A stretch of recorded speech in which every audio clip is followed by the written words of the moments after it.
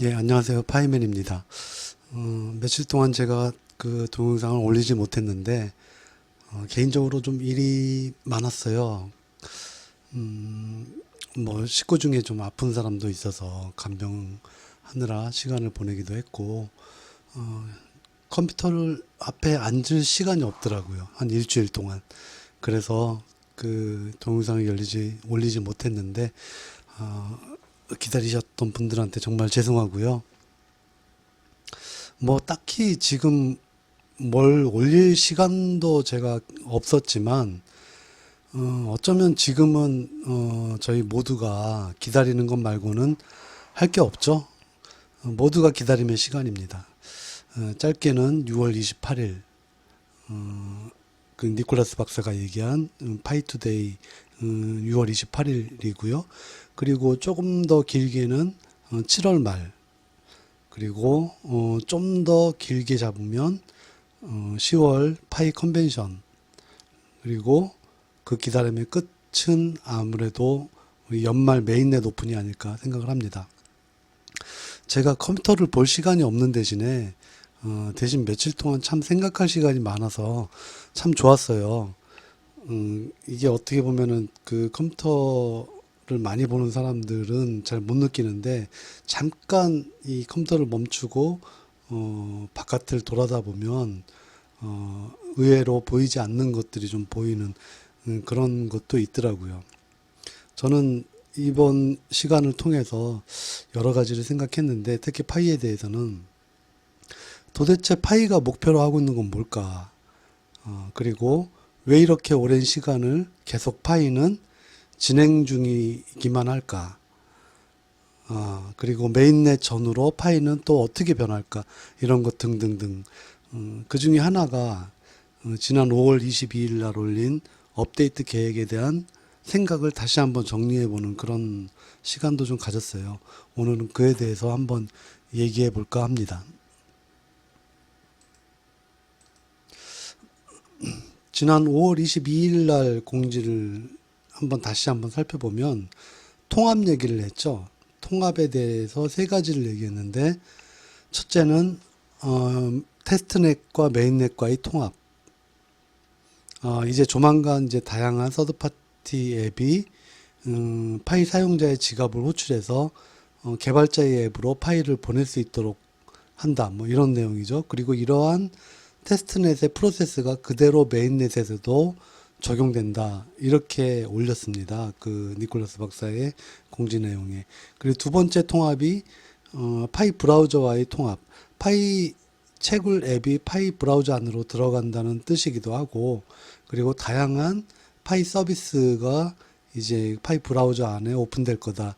이런 메시지였죠. 죄송합니다. 그리고 세 번째 통합이 새로운 개발자 포탈을 오픈한다는 것이었습니다. 이에 대해서는 며칠 전에 6월 12일 날이죠. 이때 발표된 게 있었죠. develop.py 이 사이트를 오픈하는 거였는데, 이것을 오픈해서 현재 그 여러 가지 개발할 파이 앱들에 대한 제안을 전 세계로부터 지금 받고 있습니다. 이거는 실현됐죠. 그리고 이 공지 이후에도 5월 22일 날 공지 이후에도 니콜라스 박사는 이렇게 보면 나 이렇게 약속 잘 지킨다 이런 걸 보란 듯이 아주 숨가쁜 일정을 보내고 있습니다. 사실 이 5월 22일 날 공지의 핵심은 첫 번째죠. 테스트넷과의 통합. 다양한 서드파티 앱들이 파이 사용자의 지갑을 호출해서 파일을 보낼 수 있도록, 그 개발자의 앱으로 보낼 수 있도록 한다. 그리고 이게 메인넷까지 그대로 이런 프로세스가 연결된다. 이 내용이 핵심입니다. 두 번째하고 세 번째는 이 첫 번째를 실현하기 위한 방법과 일정을 그 오픈한 것이죠. 그래서 첫 번째가 가장 중요한 내용인데, 이 공지 이후로 니콜라스 박사가 개발자 포럼이나 홈페이지에 공지 내용으로 뭐 팬미팅이라고 할까요? 그런 것들을 많이 했죠. 저도 많이 구경을 했는데, 어떤 거였냐면 5월 22일 날 큐트 플랜 업데이트 공지 이후에 수시로 개발자 포럼에 멘트를 올렸죠. 한 세보니까 한 20가지 정도 될 것 같아요. 그리고 6월 12일 날 말씀드린 대로 develop 파일을 열어서 개발자들이 앱 등록 절차를 시행할 수 있도록 한 거. 이 왼쪽에 이 화면, 이 포탈을 열었죠.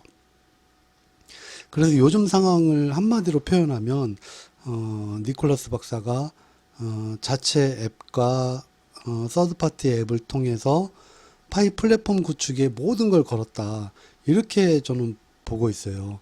니콜라스 박사가 이렇게 숨가쁘게 달려가고 있는 이유가 뭘지 그거 한번 생각해 봤는데 딴 거 없는 것 같아요. 마음이 급하니까. 사실 앞으로 남은 몇 달이 어떻게 보면 지난 오랜 시간 동안 공들인 파이 프로젝트의 성공과 실패의 갈림길에 있다. 이렇게 말해도 사실은 과언이 아닙니다. 그 이유를 한번 살펴볼게요.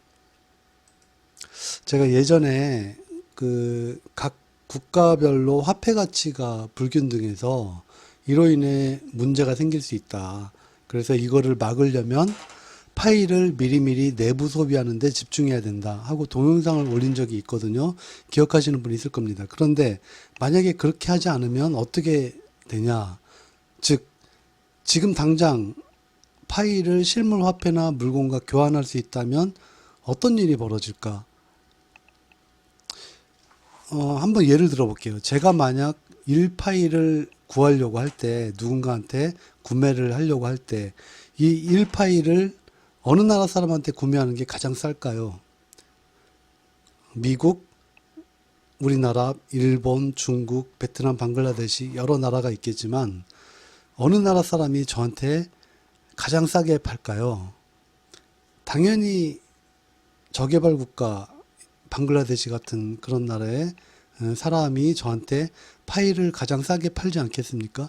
1파일을 만약 10달러에 거래가 된다 그러면 우리나라 사람한테는 그 10달러가 그냥 점심 한 끼 식사 비용 정도지만 저개발 국가 사람한테는 하루 종일 일해서 얻을까 말까 한 그런 큰 돈일 수가 있지 않습니까?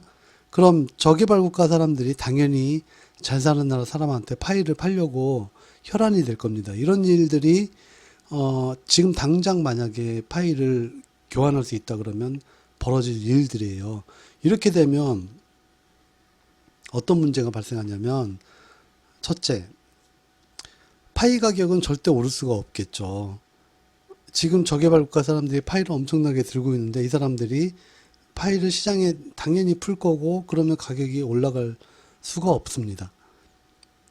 그리고 두 번째, 지금도 지금 암호화폐 규제가 굉장히 전 세계적으로 많이 진행되고 있는데 만약에 파이도 이러면 어떤 일이 벌어지냐면 이 국가의 자본 유출이 빠져나간다는 거예요. 그러니까 각 국가에서 자본 유출을 막으려고 또 파이 거래를 막을 겁니다. 이건 분명히 예상될 수 있는 거예요. 그렇게 되면 뭐 그 암호화폐계 기축 통화를 목표로 한다 이런 거창한 파이 프로젝트는 사실은 실패하고 마는 거죠. 사실은 지금 이게 이 상태로 그대로 메인넷으로 가면 눈에 뻔히 보이는 그런 예정된 모습입니다. 결국 실패죠. 니콜라스 박사가 과연 이런 상황을 모를까요? 저는 니콜라스 박사가 파이를 처음 설계할 때부터 이 채굴 비용이 거의 들지 않도록 설계한 이 방식을 제안을 했을 때부터 사실은 이런 문제가 나타날 것으로 니콜라스 박사는 아마 예상을 했고 또 고민을 많이 했을 겁니다. 그 해법이 니콜라스 박사의 머릿속에 제가 들어갔다 온 건 아니지만 그 해법으로 제시한 게 첫 번째는 이 파일을 개인 간 거래나 상장을 막는 거죠.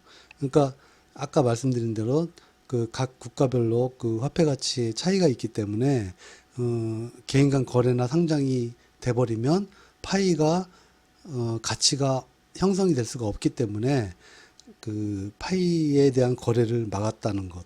이것도 그 하나의 해법이고 두 번째는 파이 자체만의 생태계를 구축하는 것으로 이런 문제를 해결하려고 했던 거죠. 아마도 그래서 파이 자체 생태계 구축이 될 때까지 긴 시간을 잡은 것 같습니다. 3년이죠. 3년의 긴 시간을 잡은 것 같은데 덕분에 초창기 파이 채굴자들은 너무 오래 기다리다가 지쳐서 떨어져 나간 분들도 많다고 들었습니다. 파이 생태계 구축, 파이 자체 생태계 구축, 이게 어떤 의미를 가지냐면 어떤 특정 물건이나 서비스에 대해서 파이만으로 결제할 수 있도록 하는 게 파이 생태계입니다. 그러니까 다른 화폐로 거래하는 게 아니고 파이만으로 물건을 구매하고 서비스를 이용할 수 있도록 하는 것. 이게 파이 자체 생태계 구축이고 이게 지금까지 파이 프로젝트의 목표라고 저는 생각을 합니다. 어떤 서비스를 특정 서비스를 이용하려면 미국 사람이든 한국 사람이든 베트남 사람이든 중국 사람이든 방글라데시 사람이든 다 동일한 파이를 지불해야 하는 거죠. 이게 바로 파이 생태계 구축의 핵심이고 그래서 파이 코어팀 특히 니콜라스 박사는 이 자체 생태계 구축을 위해서 드라이브를 지금 걸고 있는 겁니다. 1차적으로 파이를 이 자체 생태계 안에서만 소비할 수 있도록 해서 나중에 메인넷이 나오면 이런 큰 혼란이 벌어질 것을 최소화한다는 그런 계획이라고 저는 생각을 합니다. 이건 정말 파이 프로젝트에 사활이 걸린 문제입니다. 그래서 저는 조심스럽게 예상도 해보는데 어떤 예상이냐면 파이 생태계가 구축이 실패했을 때 그리고 성공했을 때 이렇게 한번 나눠서 생각을 해봤어요. 파이 생태계 구축이 잘 안 되면은 만약에 메인넷이 나올 올해 말까지라도 그 생태계 구축이 활성화되지 않는다면 저는 파이의 지각간 전송도 그 계획도 늦어질 수 있다고 생각을 해요. 당장 뭐 지갑 전송, 거래소 등록 이게 사실은 파이 코어 팀의 목표는 아니지 않습니까?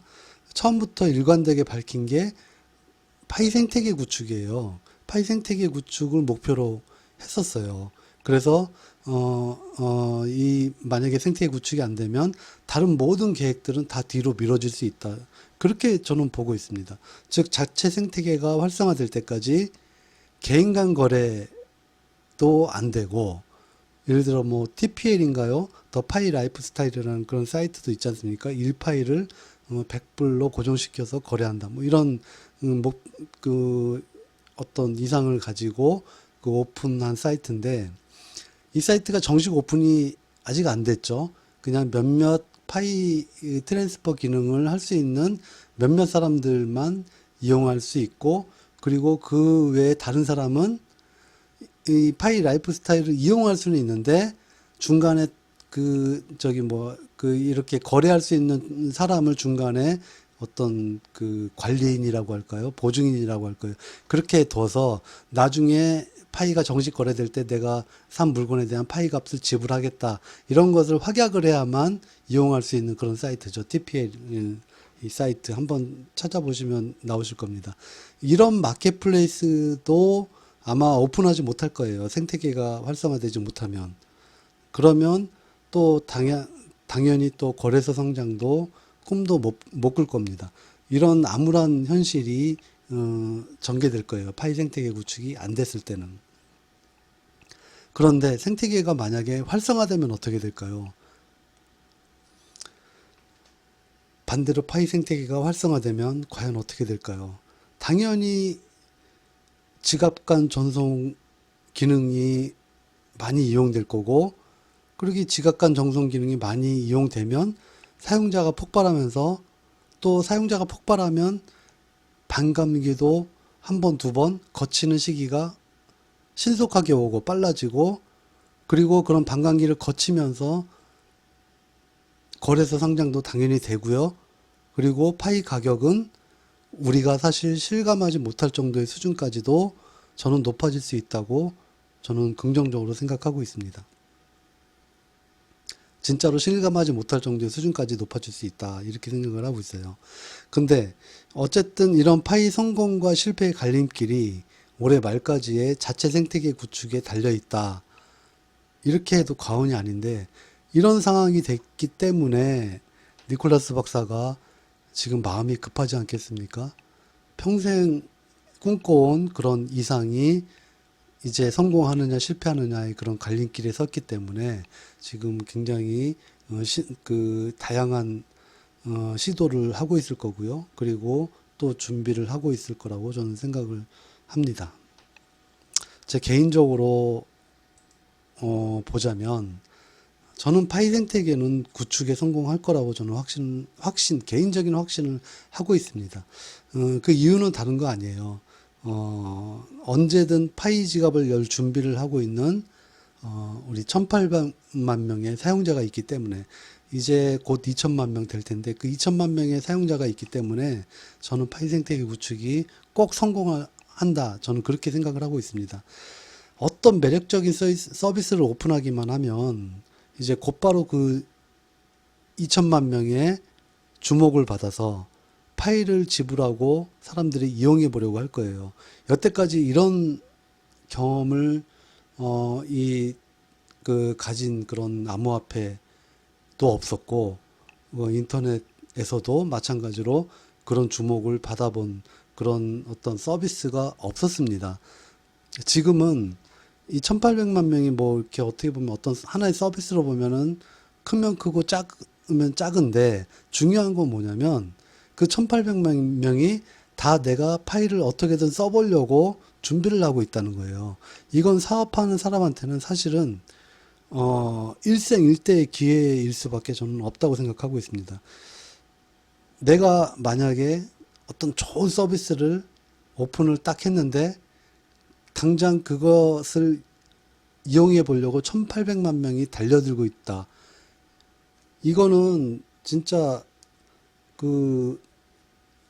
예를 들어서 옛날에 뭐 중국 경제가 이제 조금 발전하기 시작했을 때 우리나라에서 중국에 많이 사업 진출을 했지 않습니까? 그럴 때 그 사람들이 어떤 생각을 가지고 있냐면 중국이 10억 인구니까 10억 인구가 넘죠. 10억 명에 달하는 그 소비자가 있다. 내가 물건을 10원어치만 팔아도 100억 원의 매출을 올릴 수 있다. 이런 조금 황당한 생각을 가지고 중국 진출을 많이 했죠. 그래서 많이 실패했습니다. 그런데 파이는 달라요. 파이는 중국은 10억 명의 인구가 다 소비하려고 준비하고 있는 건 아니지만 파이는 1800만 명의 사용자가 다 소비하려고 준비를 하고 있는 겁니다. 그래서 어떤 매력적인 서비스를 오픈하면 사실은